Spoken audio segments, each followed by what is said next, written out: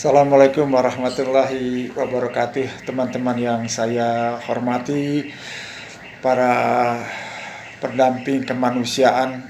Mudah-mudahan upaya kita untuk menciptakan generasi yang jauh lebih baik dari kita dapat diciptakan dengan bantuan Tuhan. Mudah-mudahan keberadaan kita dengan prosesi sebagai orang yang mendampingi keluarga-keluarga yang kurang beruntung, kita juga bisa mengambil hikmah dari kehidupan ini dan kita juga turut berpartisipasi dalam membentuk bangsa yang jauh lebih baik. Baiklah teman-teman, sebagaimana yang sudah saya bahas, kita masih membahas tentang bagaimana menurunkan angka stunting, yang kita pernah bahas bersama bahwa bukan hanya terkait dengan dampak negatif atas pertumbuhan fisiknya, tetapi orang stunting juga itu mengalami kekosongan otak, ya, artinya dengan demikian pola pikir mereka itu biasanya sederhana. Oke teman-teman, tapi sekali lagi berdasarkan pengalaman saya pribadi, kemiskinan itu bukan berarti kita tidak bisa mengakses, tidak bisa mendapatkan gizi yang baik. Sekali lagi perlu ingatkan, kemiskinan itu bukan berarti orang miskin tidak bisa mendapatkan makanan bergizi. Contoh yang amat sederhana adalah kita bisa menemukan makanan bergizi di sekitar kita. Dan itu sebetulnya sederhana, dan Anda akan terkejut kalau saya ceritakan pengalaman ini. Pertama, kalau tempat tinggal kita di perdesaan atau mungkin juga di perkotaan gitu, ada asupan gizi yang terabaikan selama ini. Kalau di kota besar mungkin Anda masih ketemukan adanya pohon kenari atau pohon asam Jawa. Nah, itu biasanya buah-buahnya itu berserakan itu. Dan tidak sedikit teman-teman, asam Jawa itu ternyata banyak yang rasanya manis, dan itu bisa dilihat itu di toko-toko supermarket sekarang sudah dikemas dengan bagus itu asam Jawa dengan harga dengan rasa manis dengan harga yang cukup lumayan, tidak murah juga. Dan itu di kota-kota tertentu saya lihat di Nusa Tenggara Timur, Nusa Tenggara Barat, banyak kota-kota yang dihiasi dengan pohon asam Jawa itu bisa membuat kekebalan tubuh kita bagus. Juga kenari, saya lihat di kota-kota besar model Bandung, Bogor, termasuk di kota saya dulu di Banten itu, di depan kantor Karisidenan dulu itu banyak pohon kenari. Kenari itu buahnya bagus loh, itu bagus, itu mengandung karbohidrat, juga protein yang tinggi, ya. Itu yang ada. Kemudian teman-teman, persoalannya mau nggak melakukan itu gitu, mau nggak melakukan itu. Yang kemudian mungkin di sekitar teman-teman kita atau KPM kita ada pohon kersen, tahu kersen? Yang merah-merah bergantungan, daunnya lebat tapi gampang berguguran, ya.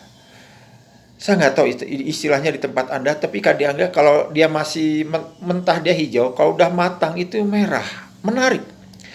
Itu teman-teman, itu kandungan vitaminnya luar biasa.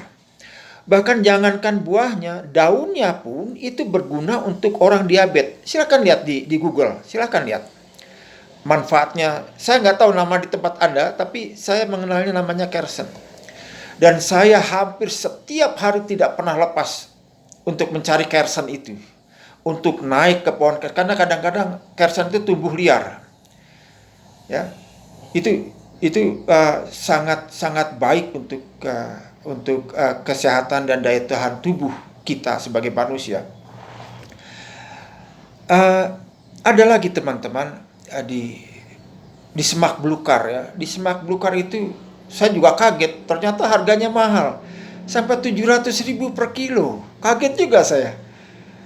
Dia tumbuhnya di antara rumputan dan seperti batangnya agak keras sedikit. Dia buahnya itu hijau, tetapi kalau sudah matang dia agak kekuning-kuningan, tapi ditutupi oleh daun penutupnya, daun penutup buahnya. Kalau masyarakat Sunda itu nyebutnya cecenet gitu ya. Cecenet ternyata itu kandungan gizinya luar biasa. Tidak main-main itu. Dan saya waktu kecil suka mencari itu gitu. Walaupun rumah saya di perkotaan, itu ada kadang-kadang di belakang rumah, di pinggir sungai, di tempat-tempat semak belukar lah.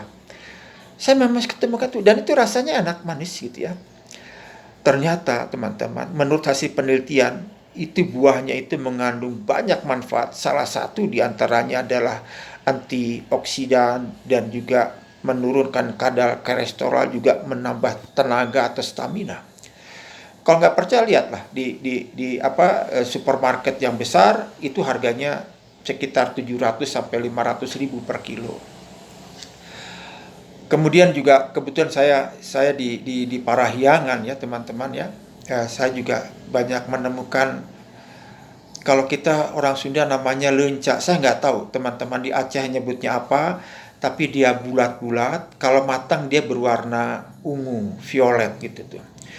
Dan kata guru biologi gitu, sayuran atau buah-buahan yang berwarna ungu itu kadar vitamin dan proteinnya tinggi gitu. Coba itu biasanya tumbuh liar loh, tumbuh liar. Tapi kadang-kadang di pasar juga banyak, dan itu kalau beri 5.000 itu banyak juga, banyak sekali. 5.000 rupiah juga, dan saya sangat suka waktu itu. Kita oseng pakai irisan bawang, cengek, cengek itu cabai rawit ya gitu, sama tambah oncom atau tahu, wah enak sekali. Sampai sekarang saya masih suka memakan itu. Itu kandungan kloropilnya tinggi. Kandungan kloropilnya tinggi. Anda kalau ingin membuktikan khasiat kloropil, saya tidak menyebutkan mereknya, tetapi ada dari multi level marketing, dia menjual produk kloropil dan itu harganya mahal. Anda tidak usah jauh-jauh, ternyata sumber itu ada di sekitar Anda. Kalaupun di pasar harganya tidak mahal. Maksud saya begini teman-teman. Jadi informasi-informasi semacam ini perlu diberikan kepada saudara-saudara kita. Dan saya berbicara ini karena saya mengalami teman-teman ya. Sekali lagi saya ulangi, karena saya mengalami manfaat itu. Kenapa saya merasakan jarang sakit ya. Bukan tidak pernah sakit, saya juga sakit, tapi jarang frekuensi sakit itu gitu. Dan karena keterbatasan saya untuk membeli buku atau pakaian seragam sekolah, tetapi saya punya ingatan yang alhamdulillah bagus gitu. Ya, tadi, jadi dalam badan yang sehat terdapat jiwa yang kuat.